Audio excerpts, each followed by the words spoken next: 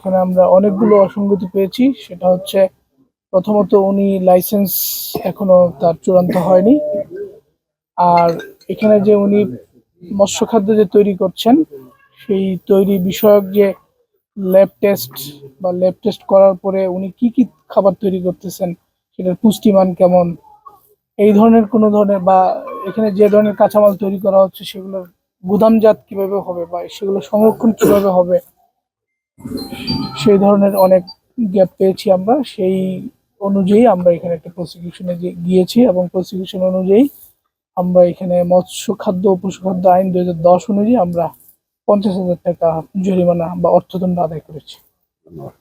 এখানে যারা আমিন ফিডের যারা স্বত্বাধিকারীর একজন প্রতিনিধি রয়েছেন, তাকে বলা হয়েছে যে উনি লাইসেন্সিং এর আওতায় না আসা পর্যন্ত সব ধরনের কার্যক্রম বন্ধ রাখবে। আপনারা জানেন যে আমাদের মৎস্য খাদ্য ও পশু খাদ্য আইন 2010 অনুযায়ী 10-এর ধারা 4 অনুযায়ী প্রত্যেকটি মৎস্য খাদ্য বিক্রেতা বা উপকরণ বিক্রেতা, মৎস্য খাদ্য উৎপাদনকারী, আমদানিকারক সহ সকলকে লাইসেন্স করা বাধ্যতামূলক।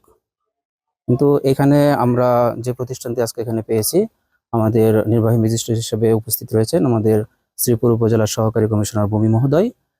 তো এখানে আমরা যেটা পেয়েছি যে উনি এখানে খাদ্য উপকরণ বিক্রয় করেন এবং সেটার লাইসেন্স এখনো তিনি গ্রহণ করেন নাই। যদিও ইতিমধ্যে তিনি আবেদন দিয়েছেন, কিন্তু তার লাইসেন্স এখনো তিনি পান নাই।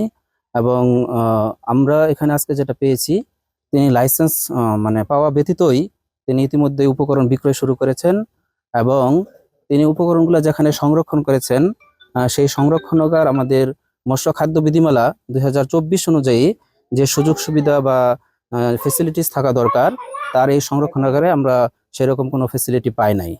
এই জন্যই মূলত আজকে তার বিরুদ্ধে আমাদের মৎস্য খাদ্য আইন 2010 অনুযায়ী আমাদের সহকারী কমিশনার ভূমি মহোদয় 50,000 টাকা জরিমানা করেছেন।